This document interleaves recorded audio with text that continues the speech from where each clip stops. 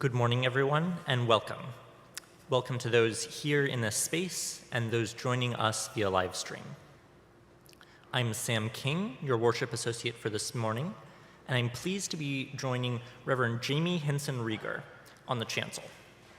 He's the minister at the Unitarian Universalist Church of Indianapolis, and prior to ministry, he studied history, economics, and mathematics in college and had an 18-year-long career in supporting community banking. And also, he has a lifelong love of art, philosophy, and music, and he's grateful to serve in a religious tradition that draws on diverse sources of wisdom and inspiration, with transformative love and a call to justice at the center. In his spare time, he loves spending time with his family, including their 2 dogs, playing guitar, and learning Spanish. And as you all know, a worship service isn't just the people sitting up here, so I also want to say a thank you to our musicians, our tech team, our Sextons, our Ushers, the folks who brought in the flowers, the folks who will be giving announcements and reflections. Thank you all. We hope that all of you here or on live stream have an order of service so that you can follow along in worship. For those of you who are joining us in the live stream, you can get a link to the order of service in the video description. And also, if you have issues or problems at any time, please know that there's somebody monitoring the chat to answer any questions. A quick COVID note: those of us up here who will speak or sing without masks are all vaccinated, boosted, and have had an antigen test this morning. Thank you all for continuing to mask and to care for one another. Again, welcome. Now, please join me in saying our unison chalice lighting. The words are in your order of service. We light this chalice for the light of truth, the warmth of love, and the fire of commitment. We light this symbol of our faith as we gather together.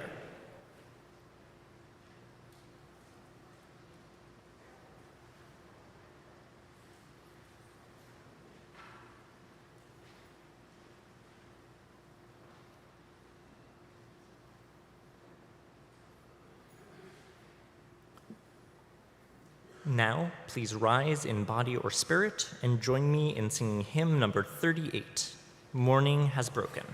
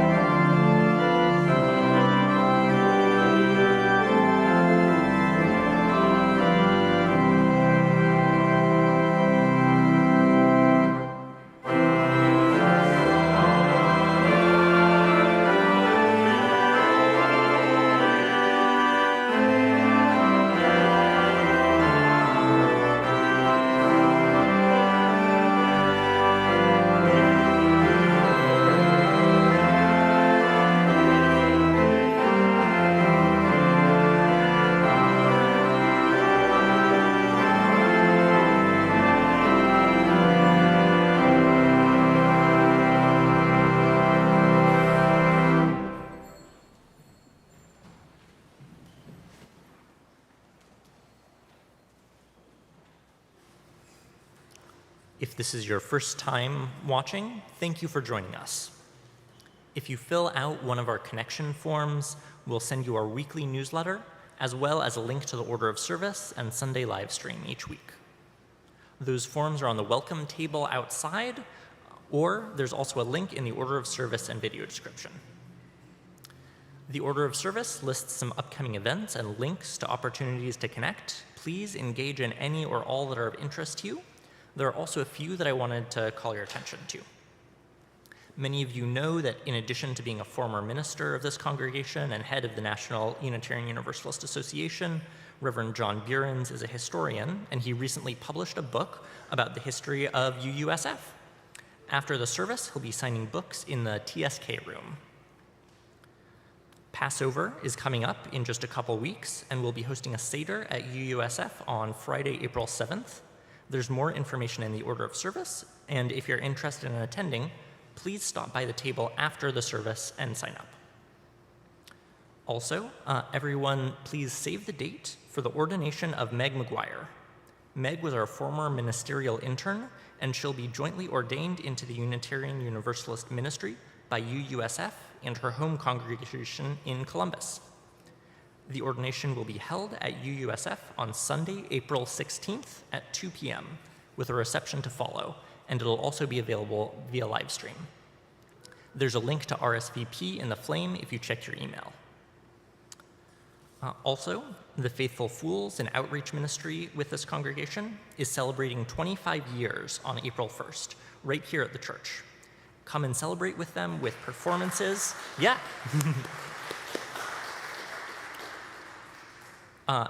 They'll be having performances, and you can buy tickets after the service for yourself or for somebody else who's unable to afford one. There'll be a table right in the hallway. And next, I'd like to invite David and Dolores Heilbrun up for an announcement about our annual pledge drive.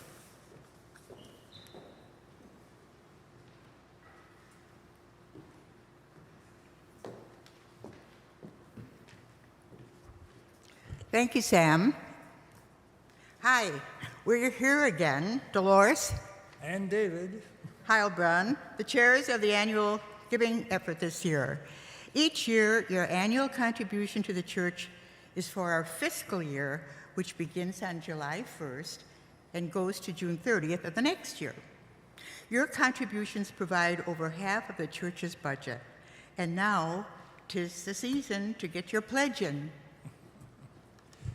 We want to thank the 79 households who have already handed in their pledges. The total is now about $287,000. Thank you so much. If you are among those who have made your pledge, then after our service, do come to the pledge table in the gallery to sign your name on one of the pennant banners that we will hang to honor your commitment and support for this community. And if you haven't pledged yet, you can also come to the table and talk to the folks out there if you have any questions about this annual giving and make your pledge. Our table is in front of our special, quote, banner brainstorming bulletin board. How's that for alliteration? This Sunday, you will see the second set of drafts for the new church banners, which are based on the feedback we got from all of you so far. So come look at the latest banner suggestions and give your thoughts on how to announce ourselves to the world. Ultimately, the banners we design will hang on Gary Boulevard, where it splits, leading east to the church coming down Gary from the west. We still have a way to go to raise $750,000 needed for next year, so every pledge is important, no matter how little or big it is. Thank you all for your generous support. Let's make this a banner year.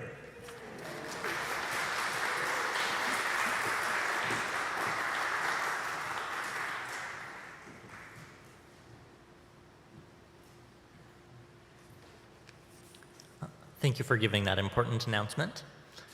And now I'd like to invite Reverend Laura Shennum up for a couple of announcements.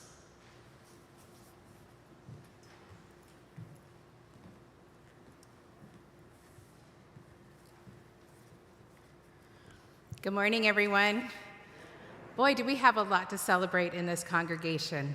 We have this banner year going, we have these pledges coming in, we have so many announcements, so many events bringing us together in community. Let's just take a deep breath and soak all that in. All of the goodness, all of the things that we're doing together after this, so many years of the pandemic. I think we were talking the other day, it's been 3 years. We've had the 3-year anniversary of being shut down after the pandemic. And here we are. And we have so many things to be grateful for. So I'm also aware of all of the things that have been announced this morning, all of the messages that have been shared. And I've got a couple more to share with you. The first item to share went out in the flame this past week, and I'm going to read what we sent out to ensure we have consistent messaging.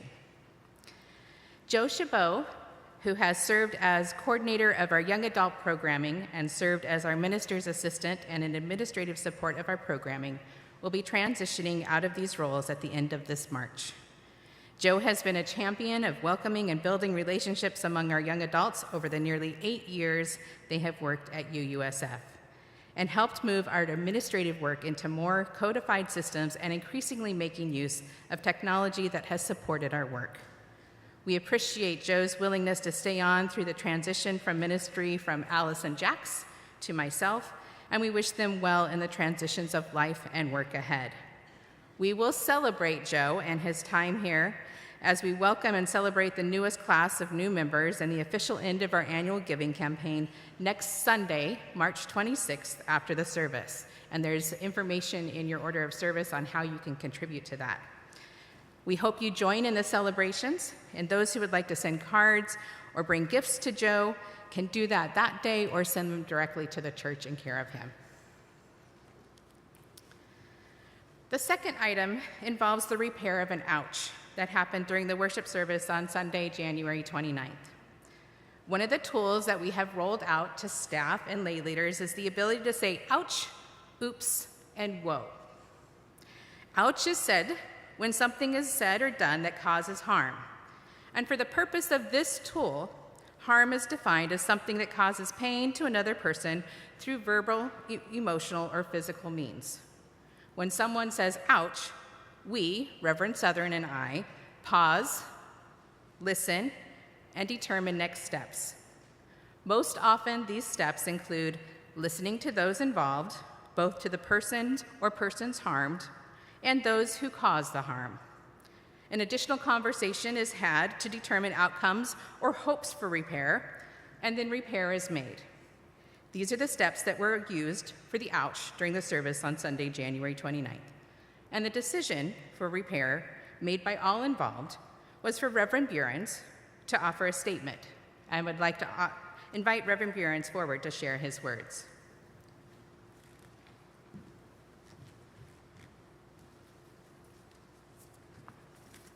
Well, here's the book at long last. But it also comes with an apology, not only for how long it took to produce it, but when I last spoke about it from the pulpit here, I caused that ouch by too tightly compressing an important phase in our history. I quoted Horace Davis, who was one of our most prominent lay leaders 150 years ago, a congressman in the 1870s, married to the daughter of Thomas Starr King, no less. Horace was trying to seek a compromise as a congressman on that always tough subject, immigration. Difficult then as it is now. He saw most migrants from China being exploited for the benefit of the railroads and other employers.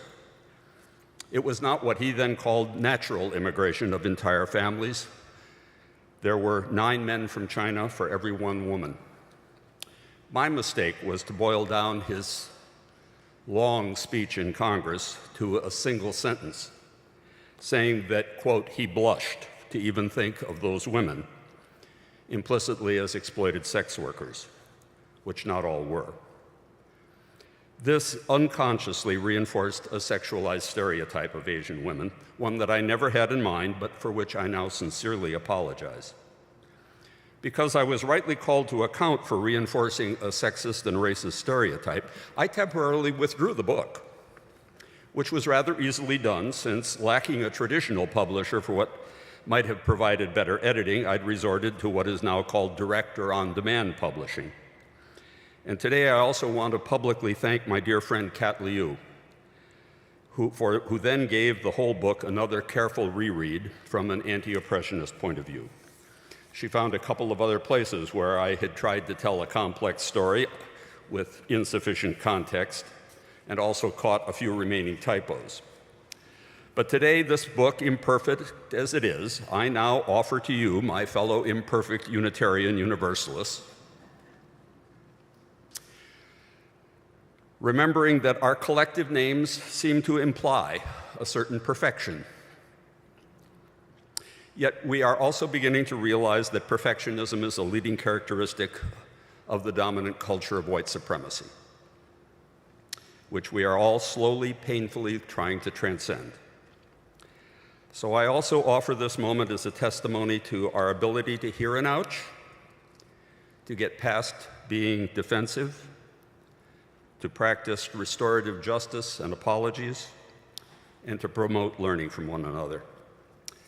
Copies of the book will be for sale in the Thomas Starr King Room, as Sam said, and I will gladly inscribe copies for each of you personally.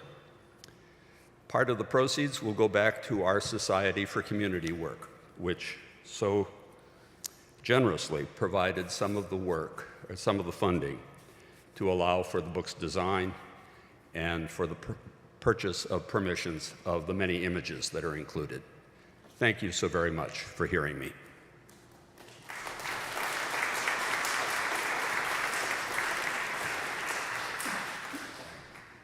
Thank you, Reverend Behrens.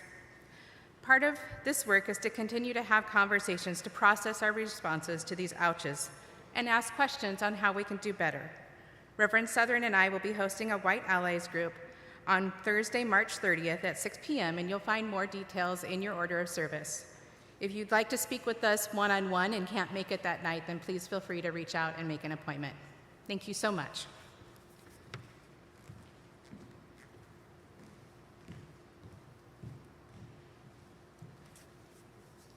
Thank you, Reverend Laura and Reverend John Behrens. Now I know that was a whirlwind of announcements, so let's take a moment to greet one another. When you hear a musical cue, you'll know that it's time to sit back down.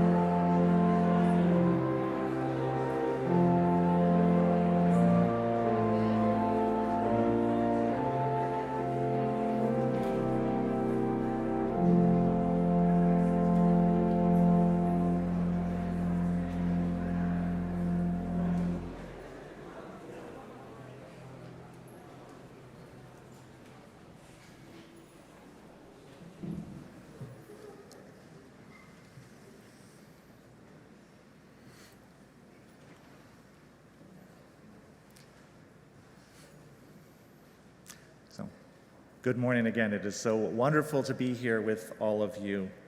Our story today is called The Morning After Creation. It was the morning after creation, and all of the animals had assembled to pick out their niches, their own particular thing that they would do so there would not be too much competition with one another. So, for example, Goat said, "I will pick eating everything, like everything, even tin cans and walking straight up mountains." And Tiger Shark said, "Hey, I like that. I will pick eating everything, like everything, even license plates, but swimming in the sea." Then Flounder, who has two eyes on one side of his face, said, "If you're going to be swimming around up there, I'll pick laying around on the bottom of the ocean and looking like a weird Picasso fish." Eagle said, "Has anyone taken soaring majestically? I'll take soaring majestically if that's still available." To which Hawk said, "I was going to take soaring majestically. Let's talk." So all the animals were working out like this, what their thing was going to be, their own niche on earth. But then humans said, "My niche will be being important." "Say that again," said the animals. "My thing will be being important," said human. "The most important." There was an embarrassed silence. "You can't pick being most important," said Crow. "That's not a thing. We're all important. How about your thing is walking on two legs and holding committee meetings?" So Human agreed to walking on two legs and having committee meetings, but secretly he said to himself, "and also being the most important." And the animals said to each other, "Let's keep an eye on that one." So each animal did its chosen thing, and because they had chosen pretty well, the animals mostly lived in balance and respected each other's boundaries, except for Human. Human, because he secretly considered himself the most important, kept expanding into other animals' territory. For example, lots of animals fished in the sea, but Human fished so much and so aggressively he began to empty out the ocean for the other animals, and then he filled it with garbage instead. Lots of animals built their homes in the forest, but Human began to chop down the forests themselves to build homes for himself absolutely everywhere. Lots of the animals burrowed down into the Earth Mother for food and shelter. But Human began to dig the Earth Mother up in great gouges, looking for oil and minerals and other things useful to Human. He even blew the tops off of entire mountains when it suited him. Over time, Human's behavior became so outrageous and so disruptive to the other animals that Dog decided something needed to be done. He decided to domesticate himself, to get closer to Human so he could understand. Eventually, Dog went to live in Human's house and became a sort of constant companion to Human and his family. They became friends of sorts, except that Human still believed himself most important. Dog tried to teach Human about other things that were equally important. When they went out for walks, Dog would leap ahead in joy, pointing out the beauty of the fields and the forests. He tried to teach Human how to bury his nose deep into the ground to catch the glorious scent of other living beings. Human didn't get it. He tried to teach Human the respectful way to greet another being with proper bows and butt sniffs. Human didn't get it. He tried to teach Human how to nap and play and not be so important. Human sometimes got it, and then it seemed like he forgot it again. Human could be frustrating. What did happen, though, over time, is that Human learned to love Dog and become curious about him. He began to try to understand how the world might look from Dog's point of view, not for his own ends, but just because he wanted to be a better friend to Dog.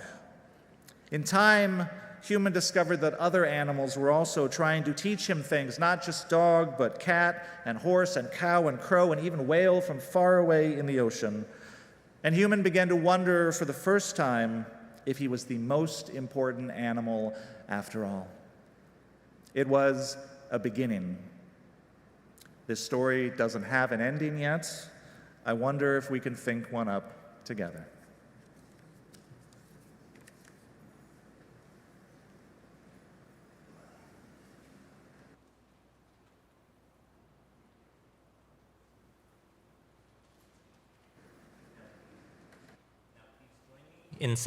Now please join me in saying the words of our unison covenant and then singing our doxology. The words are in your order of service. Love is the spirit of this church, and service is its prayer. This is our great covenant, to dwell together in peace, to seek the truth in freedom, and to help one another.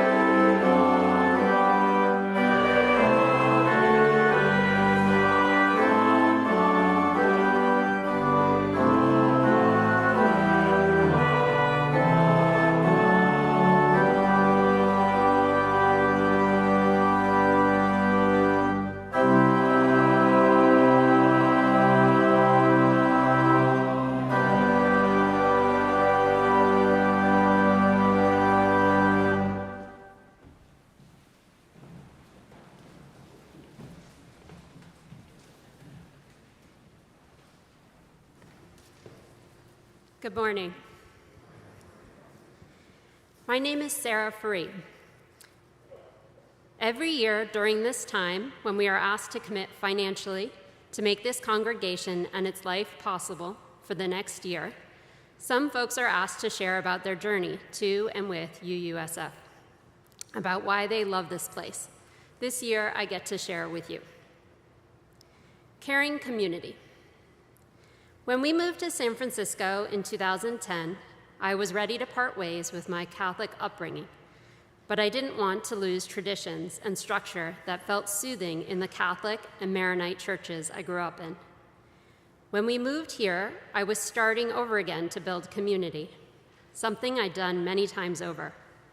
I knew I needed a place I could feel inspired, grounded, informed, a place where my values would be reinforced by other loving adults for my kids, and one where my partner would feel free to hold his own beliefs and participate or not.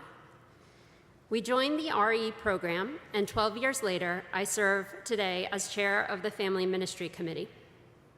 Some of our favorite memories were made here with all of you. The kids climbing the church tower, while my nerves nearly got the best of me, but Joe Dellert quietly encouraged the kids and supported me to trust that they could do it.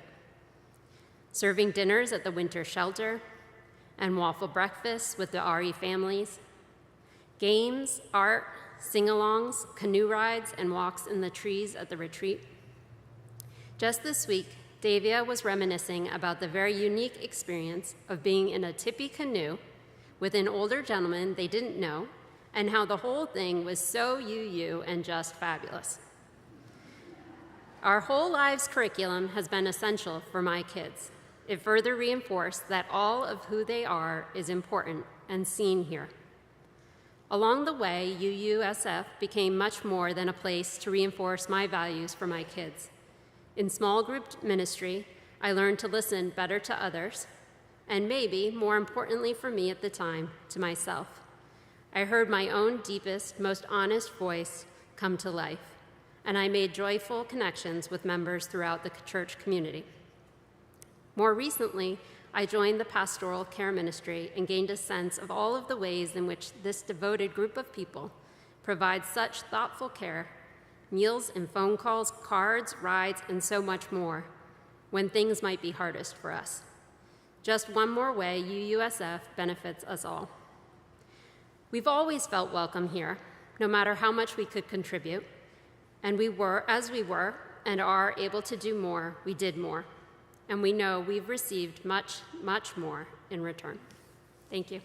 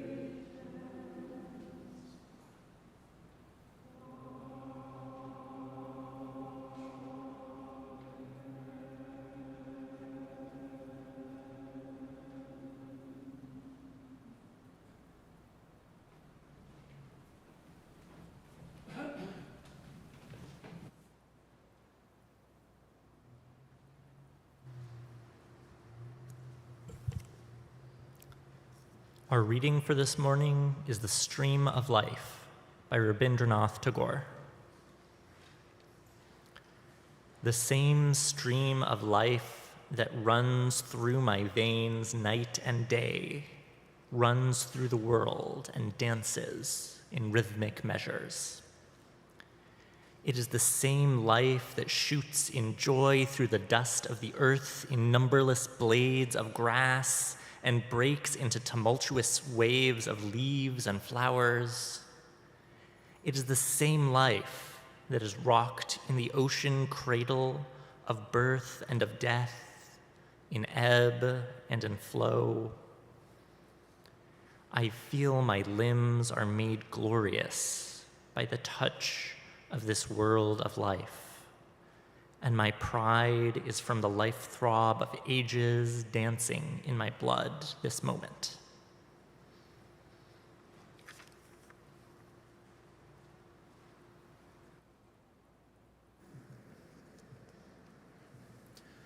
I invite us into a time of meditation, prayer, and reflection. Let's take a breath together, breathing in breathing out. One more breath, breathing in, breathing out.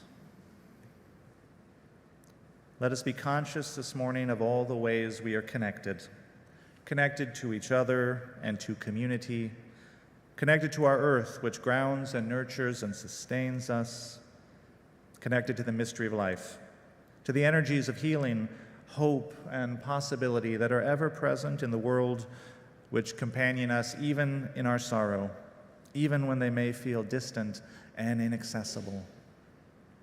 And then may we be grateful that in hard times we may be the bearers of healing, hope, and possibility for each other, that imperfect vessels as we are, just as we are, we may be the bringers of love and kindness, of care and compassion to one another, with a word, a gaze, a steadying hand, or with just our presence, our willingness to be there for one another.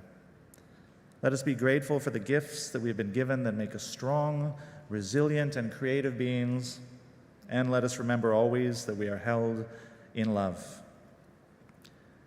I invite us now to share a moment of silence together.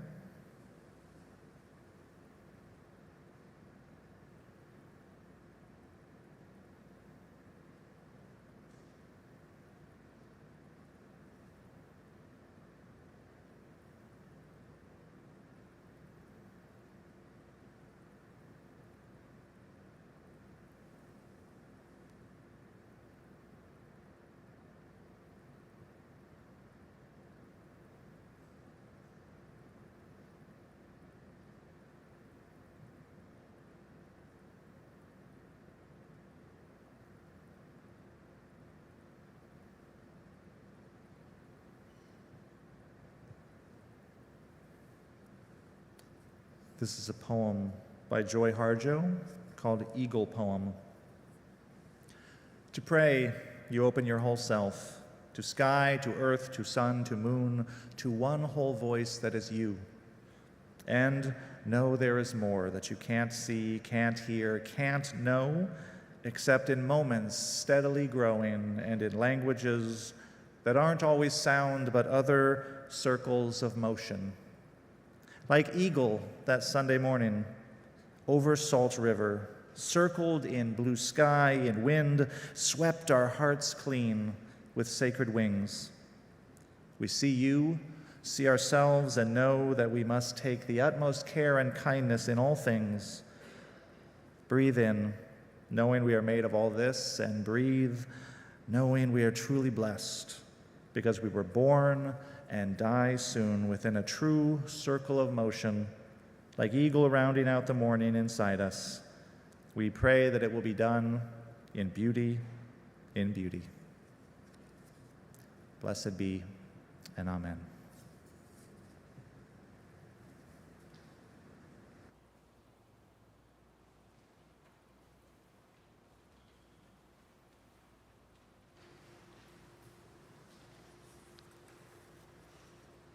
And now, this morning's offering will go to the work and ministries of this church. To make a donation online, you can go to bit.ly/UUSF payments or using the donate button below in the order of service. The offering will now be given and gratefully received. Thank you.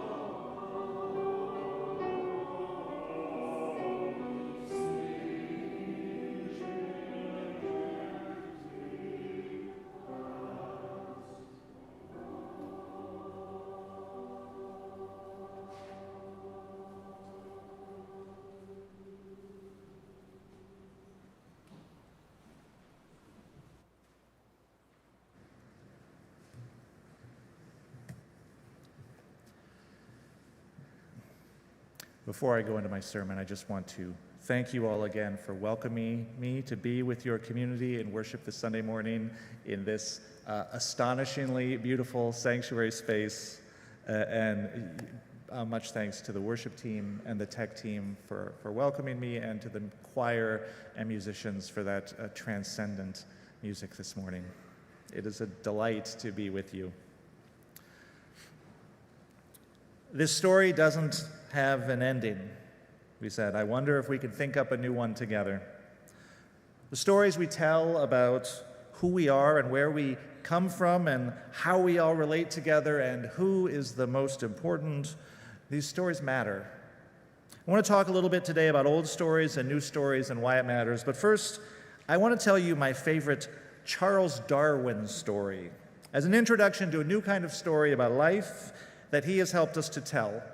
February 12th was Charles Darwin's birthday. It's a weekend that many UU congregations celebrate as Evolution Sunday. So you can also think of this as a very, very belated happy 214th birthday to Charles Darwin. So Charles Darwin, from a very young age, had a hobby of collecting and classifying living things. And he became rather a good amateur naturalist in the process of practicing his hobby. And in particular, as a young student at Christ College at Cambridge, he got taken up in the popular craze of the day for collecting beetles. You don't think as a parent that your kid is going to go off to college and get mixed up in entomology, but it happens. So one day, Charles was out on the quad, busy not doing his homework, and he happened to spy an unfamiliar species of beetle climbing on a tree. And excited by his find, he stopped to gather it in his right hand, whereupon he noticed that there was a regular caravan of beetles going up and down the trunk, so he grabbed a specimen in his left hand, and then, having run out of useful appendages, but with more beetles still within easy reach, he did what any coleopterologist, any beetle guy worth his salt would do. He put the beetles in his mouth for safekeeping so he could gather some more. Whereupon the beetles, much aggrieved and aggressed upon, sprayed a noxious blast of chemicals from their hind ends directly onto his tongue. So, from Charles Darwin, we learn two important things. All life on Earth arose from a common ancestor through a continuously unfolding natural process that took place over billions of years. And very important, when securing beetles with your mouth for safekeeping, be sure to place them between the lips, butt side facing out. If you remember one thing from this sermon, right? You might not think so from this anecdote, but Charles Darwin was one of the greatest geniuses who ever lived and one of the greatest scientists who ever lived. The influence of Darwin's work on later scientific study is incalculable. He is the foundation from which all life scientists and all natural historians begin. Outside the sciences, his ideas shook the pillars of Western civilization and challenged old, worn-out notions of philosophy and religion. He revolutionized our understanding of what it means to be human and what our place in the web of life is, such that more than 150 years later, we are still working out the implications of his discoveries. And yet, Darwin is a different kind of genius than what we usually think of. He's not the picture we usually have of this unparalleled mind having this kind of sudden eureka moment, and then all these great ideas just spill out of their overheated brain. He is not an Einstein imagining himself riding on a beam of light and having a flash of insight that becomes the theory of special relativity. He's not the young Sir Isaac Newton who, cooped up at home for a couple of summers, college being closed for the plague, invented calculus, optics, and the law of gravity just to kill some time. That is a true story. Isaac Newton redefined what it means to say, yeah, I had a pretty good year. Darwin's genius was of a different sort. Darwin's genius was grounded in a passionate love of seeing, of carefully examining the natural world all around him, of taking it all in and sketching it out in his notebooks, and then in the enormous patience with which he made his scientific case. with which he formulated his ideas after he had begun to suspect what he had begun to suspect.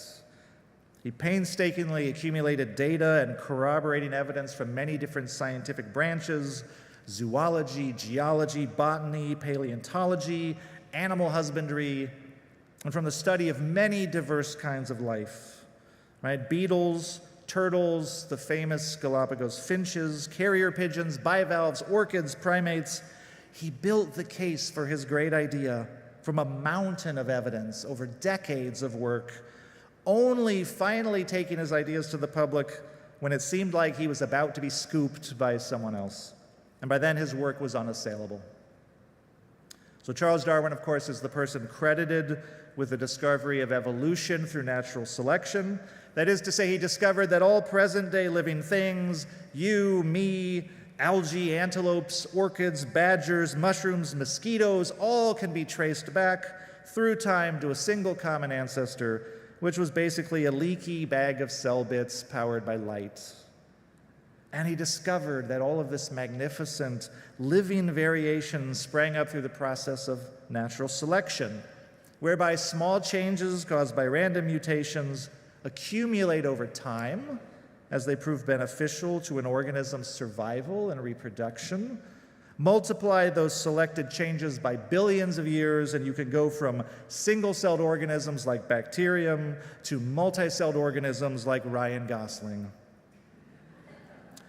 And it was Darwin's genius to painstakingly accumulate a massive body of evidence through travels all over the world in order to make his case. And today, 214 years after Darwin's birth, his vision of evolution is as much established fact as anything in science can be. And yet the radical implications of his discovery and the spiritual implications of his discovery, we are still wrestling with. Because evolution calls us to rethink and reimagine our relationship to life on Earth.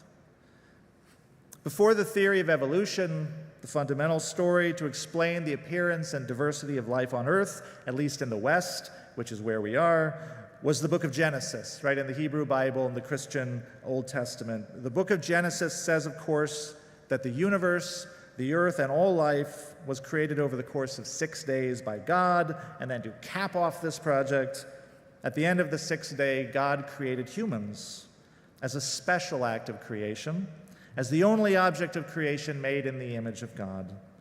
Then God put us in charge of everything that came before, and in the story, we humans are granted dominion over the earth and all its living things. Now, there are, of course, other interpretations of this story that are possible. This sermon is not intended to be a critique of that text itself, but rather the interpretation of that text that has taken hold in the Western imagination. And that interpretation is centered on our specialness and our dominion. But evolution takes the idea of the special creation of human life, the life that is radically different from other kinds of living beings, and replaces it with the idea that all life, including our own, is the product of one continuously unfolding process set in motion ultimately by the birth of the universe.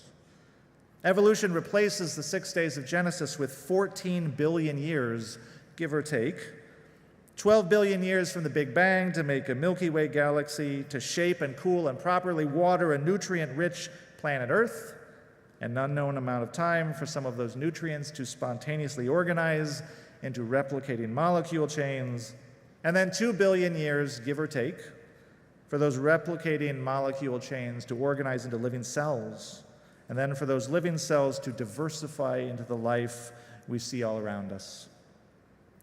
So Charles Darwin surmised, and science tends to confirm his view, that all things alive today are the common descendants of one ancestral organism, and from this single root grew the tangled tree of life, right? As species branched off and branched off and branched off from their forebears, each finding their own unique way to make a successful living in the ecosystem.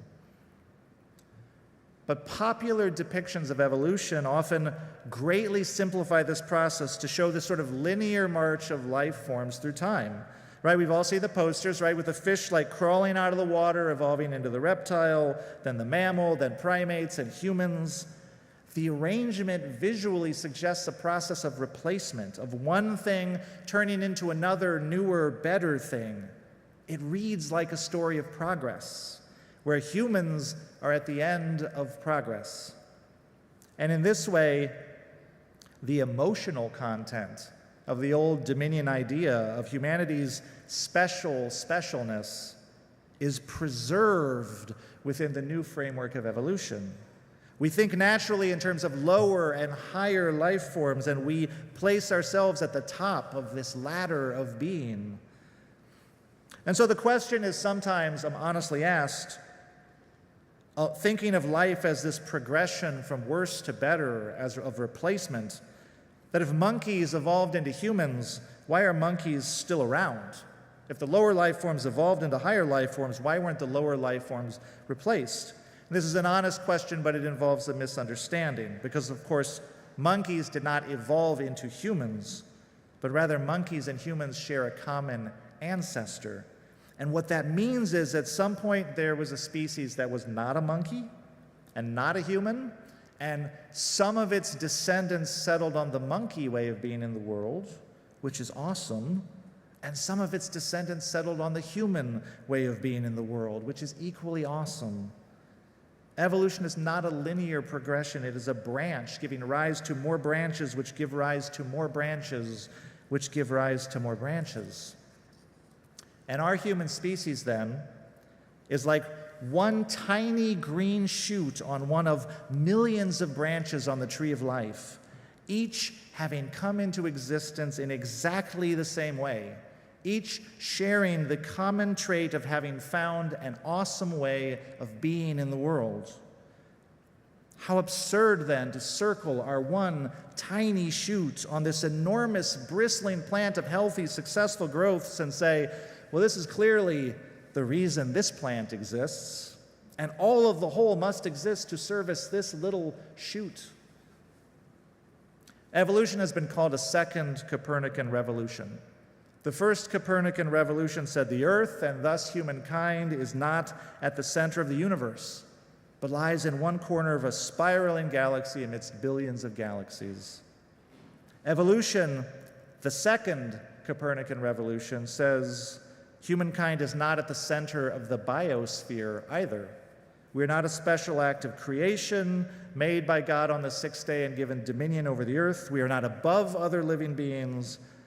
In this way, evolution proposes a radical decentering of the human story in the overall story of life on earth. We're one species among millions, all created by the same unthinking process, neither more nor less likely, neither more nor less chosen, neither more nor less destined for a bright future. Evolution tells us, in the words of UU minister for his church, that we come from a common source and we share a common destiny. And what a common source it is. Born of ancient stars whose matter traversed billions of miles of space to shape our galaxy, our world, and ultimately become our very flesh and blood. We have stardust in our bones and stardust in our veins, and our story is as old as the universe and inseparable from the universe. What mystery and magic and dignity there is in this story of life. Now, you can certainly believe in evolution and still believe in some concept of God or deity. Some 30% of Americans who believe in evolution also believe the process was set in motion or somehow inspired by or guided by a divine being.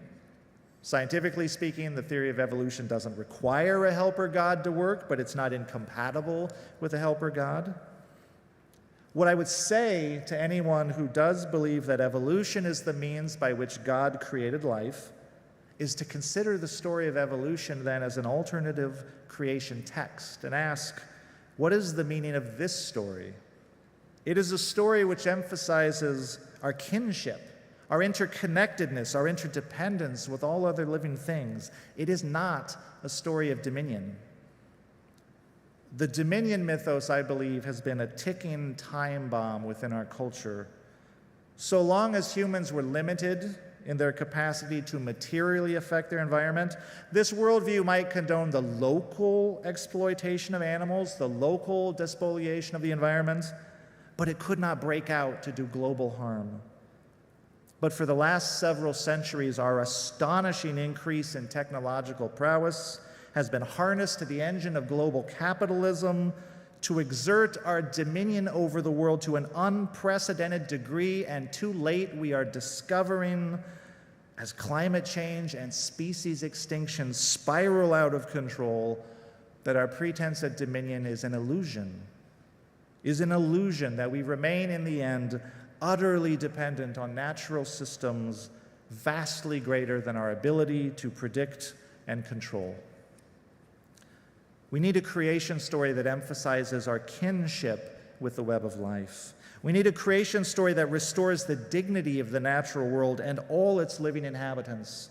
We need a creation story that brings us back into the oneness with the processes that nurture and sustain us. And we need a creation story that reconnects us to the awesomeness and the enchantment of the natural world. And those creation stories exist in other cultures. Biologist Robin Wall Kimmerer, who is also a member of the Potawatomi Nation, writes in her book, Braiding Sweetgrass. She writes, in the Western tradition, there is a recognized hierarchy of beings, with, of course, the human being on top, the pinnacle of evolution, the darling of creation. But in native ways of knowing, she says, human people are often referred to as the younger brothers of creation. We say that humans have the least experience with how to live and thus to most to learn, and we must look to our teachers among the other species. For example, she says their wisdom is apparent in the way that they live. They teach us by example. They have been on the earth far longer than we have been and have had more time to figure things out. And so in a 2015 article called Nature Needs a New Pronoun, Robin Wall Kimmerer relates how Darwin's fundamental scientific discovery that all life is not just interrelated but literally related, that all living things are kin. She says this insight is already embedded in the very language of some native people. Kimmerer says that in her native language of Anishinaabe, which was erased from her family in the boarding schools and which she is relearning, it is impossible to speak of a living thing as an it. In Anishinaabe and many other indigenous languages, she says, we use the same words to address all living beings as we do our family, because they are our family. And imagine if embedded in our language itself was the idea that nature is our kin, our kin. How different would our world be? Would our oceans be dying? Would our forests be disappearing? Would the mass extinction of non-human species be an unrecognized, uncontested, and unchallenged reality of the modern world as it in fact is today? How differently would we orient ourselves to the world if we saw it as kin, which it is? Darwin wrote, there is grandeur in this view of life, with its several powers having been originally breathed into a few forms or into one, and that from so simple a beginning, endless forms, most beautiful and most wonderful, have been and are being evolved. There is grandeur in this view of life. It is the view of life to which our seventh Unitarian Universalist principle calls us, one rooted in the most profound respect for the great web of being, in profound gratitude to life and our relationship to it, and one which must call us to some grief for the ways in which we have dishonored that relationship, for the ways in which we have torn the fabric of that web. Written into each creature, howsoever humble, is the history of the universe. You, me, the squirrels chasing each other on the lawn, the insects churning the soil underneath, the birds serenading us above. We are all part of the same ancient story of life, unfolding since before the stars even lit the skies. And within us and through us all moves the same creative force, bringing endless new forms of life into being. The same stream of life that runs through my veins night and day, says the poet Tagore, runs through the world and dances in rhythmic measures. May we encounter this enchanted world and know its ancient beauty, feel our deep kinship with life teeming all around, and then let us learn a new creation story. Not a story of separation and domination, but a story of connection and care, a story of kinship.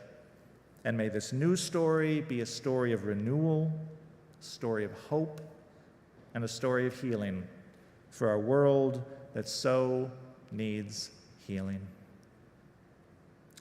Blessed be, and amen. Our closing hymn today is number 203, All Creatures of the Earth and Sky. We will sing verses 1 through 4 only. Please rise in body or spirit.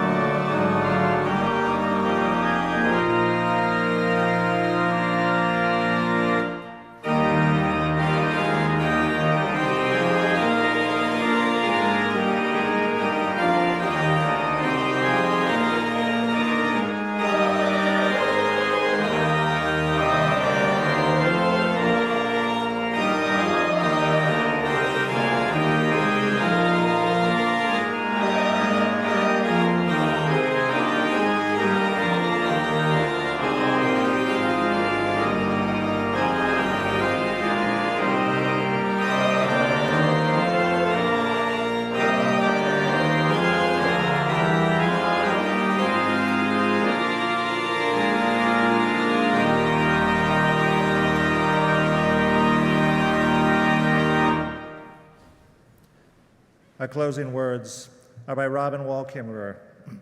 Know the ways of the ones who take care of you so that you may take care of them. Introduce yourself. Be accountable as the one who comes asking for life. Ask permission before taking and abide by the answer. Sustain the ones who sustain you, and the earth will last forever. May our relationship with life around us be rooted in respect, curiosity, and mutuality, receiving the earth's gifts with gratitude and honoring her in return with care. Blessed be, amen, and go in peace.